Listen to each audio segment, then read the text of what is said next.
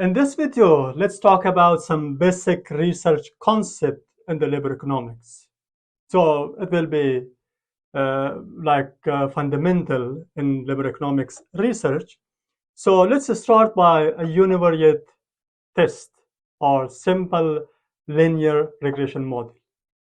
In the simple linear regression model, we are just trying to find out the relationship between two variables, one independent variables and one dependent variable. For example, if we want to know the relationship between wages and the quit rates, so we want to know the effect of wages level on quit rate. So there's only one independent variable and one dependent variable. This is the reason why it's called univariate test or simple linear regression model, which is that there is just one independent variable. So here, this is the basic model. So y is equal to a plus bx. But when we talk about the econometric model, so we should have some epsilon I here as well as a unobserved factor, because there are many other factors can be there, which we do not talk about them. So here in this model, qi stands for the quit rate. Alpha 0 is the intercept. Alpha 1 is the slope. And wi is the wage level, and epsilon is unobserved factor, which is not included in this model. If we see here this table on the right side, you can see that when average hourly wage paid increases, so the quit rate will decrease. So it means if the average hourly wage increase, the quit rate will decrease. Similarly, in this formula, we can see that Q is equal to 45 minus 2.5 Wi. 2.5 is the slope, and 45 is the intercept. What 45 means? That 45 means if the wages is equal to 0, so the quit rate will be 45%. But 2.5 is the slope. What does it mean? It means that if the working hourly wage increases by $1, quit rate will decrease by 2.5%. And also here we have R squared. R squared stands for this, how much of the variation independent variable within the model can be explained by the independent variable that we have in the model, and how much is due to unobserved factors. We can see here that 0.67 or 67% of the variation in the dependent variable can be explained by the independent variable which we have in the model, and the rest is due to the unobserved factor or the epsilon that we have in this model. So as you see here, the relationship between average hourly wage and annual quit rate has a downward slope curve. Why?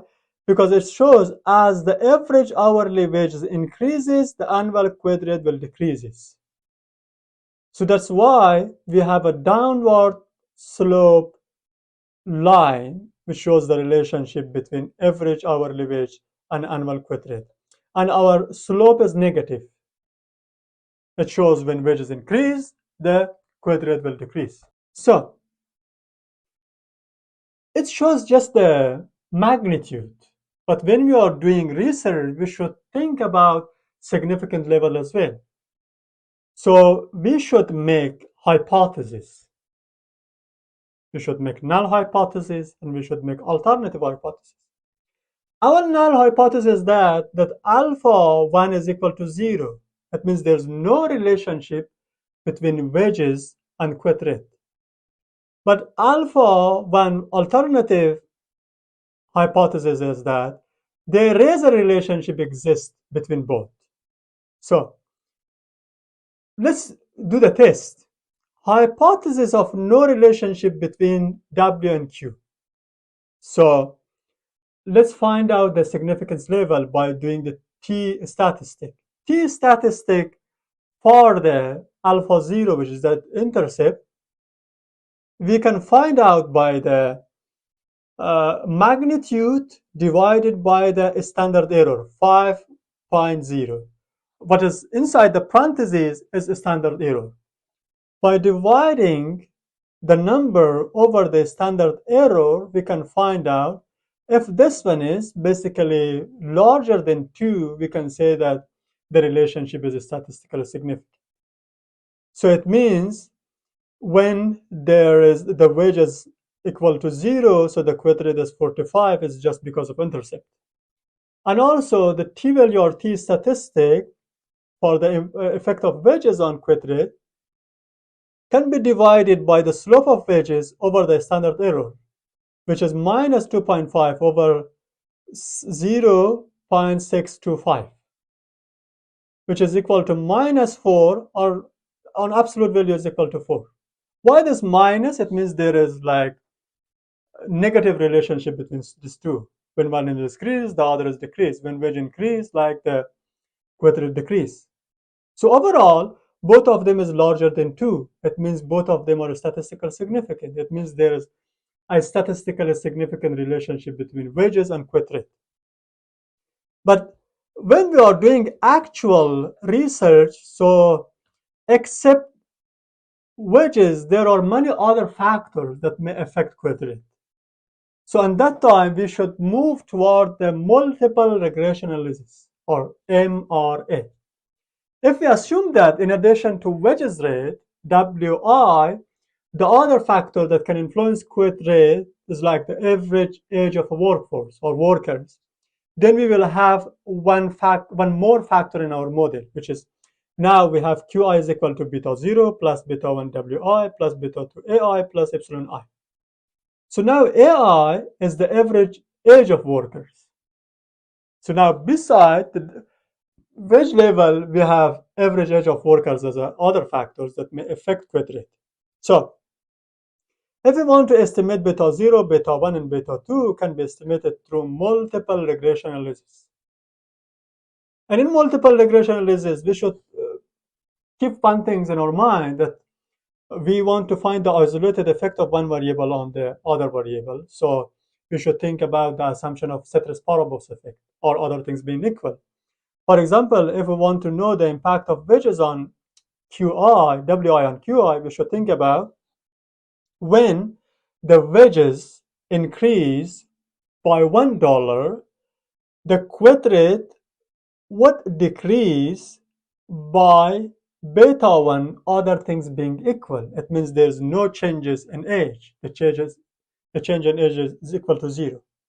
And when we want to know the relationship between age and quit rate, we should say like this.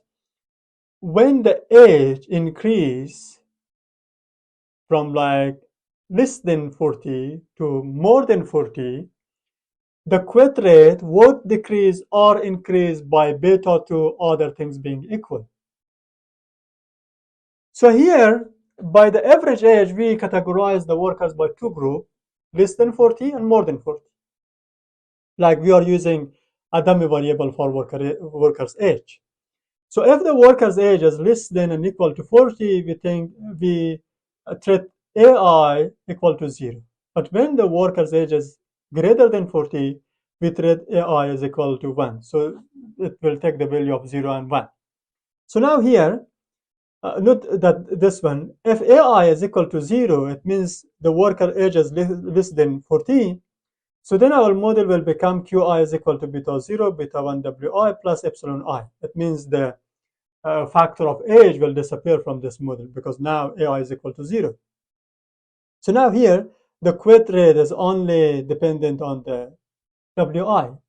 But when our average age of worker is more than 40, so AI is equal to 1. Now, it will change to this one, beta 0 plus beta 2 plus beta 1 wi, because now this ai is equal to 1. So when you put instead of this 1 multiplied by beta 2, beta 2. So beta 2 is constant, beta 0 is constant. Now we have a combination constant, which is combination of beta 0 and beta 1. And we have beta 1 wi and epsilon I. So now, so if we see in this graph, the blue line is the average, is the model for the people which their average age is greater than 40. It shows that if the average age is greater than 40, mostly the quit rate is lower, because the older people least likely to quit their job because they may think they less likely to find a new job. But when the average age is less than 40, so now the intercept is increased from 40 to 50, and they will more likely to quit the job market. So here in the equation 4, which we have qi is equal to 50 minus 2.5 wi plus 10 ai. So if our ai is equal to 0, then the model will become like this, 50 minus 2.5 wi. But if our ai is equal to 1, so instead of ai we put 1 and then minus 10 plus 50, it will become 40. So the intercept will come down. So our graph will shift from the black line to blue line. So it means a change in age may impact on the quit rate beside the wage level that we have. Now let's talk about the omitted variable bias.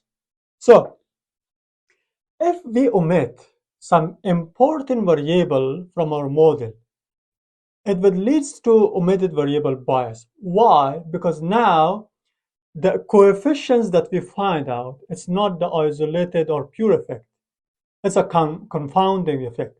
Suppose that in this model, qi is equal to 57 minus 4 wi, we omitted the age level of workers. You can see here both the intercept and the slope is changed.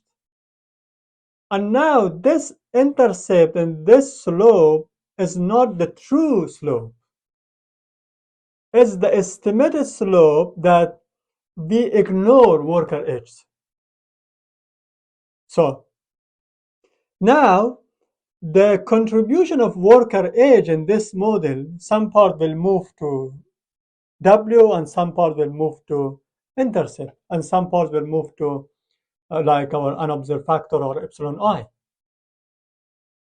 So this is the problem with the omitted variable. So if we omit an important variable from the model, so the coefficients, all the parameters will be biased. They will not show the true value, because the effect of that omitted variable move to the variable that we have in the model, the intercept, and also the observed factors. Like, think about this table that we have, employer who are hiring employees which their age is more than 40, and employer who are hiring employees which their age is less than 40. As we talked before, we using binary variable or dummy variable, age more than 40 with value 1, age less than 40 with value 0. So this company, KIM, they hire workers which their age is more than 40. You can see their quit rate is lower, 20, 15, 10. These three companies, PQR, which they hire workers less than which their age is less than 40, their quit rate is higher. You can see 40%, 35, 30. So if the age is higher, quit rate is lower. If the age is lower, quit rate is higher. But if we omit the age from this model, we will have just the same model for both of them, 57 minus 4 wi, which is this blue line here. And this blue line is estimated slope minus 4, which is ignoring worker age. The true slope is this two black line. The Z1 line is for the companies which they hire workers more than age 40. and this Z0 line is the line for the companies which they hire workers less than 40. So this Z0 shows that the company which they're hiring younger worker, they face to higher quit rate. But the Z1 line shows the company which they are hiring like older worker groups, they have like lower quit rate. So you can see this change comes from the age. But when we do not consider the age, we will have just blue line, and this blue line do not show the true value. So when you're doing the research, you should think about that. You should do either like univariate test, which is obviously not in the real world is using, because mostly there are too many factors may affect one dependent variable. You would be better to use multiple regression, because if you choose just univariate model, you may face to problem of omitted variables.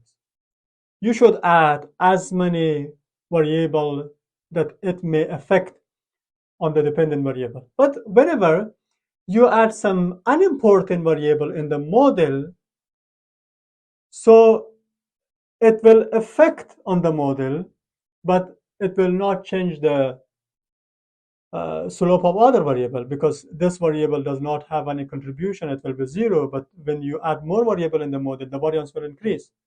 So that's why it's better to keep important variable in the model, because if you remove that, you will face to omitted variable bias. And it will be better to do not add unimportant variable in the model, because it will increase the variance, and you may have like least statistically significant estimation. So here, just I covered 3 basic concept research in liberal economics. Not in liberal economics, in any different topics of liberal economics, you may have univariate test, multiple regressions, and also omitted variable bias problem. I hope till the next video, you will be doing well, and let's see you in the next video. And until that time, subscribe our YouTube channel in order to watch the next videos as well. Thank you. See you next time.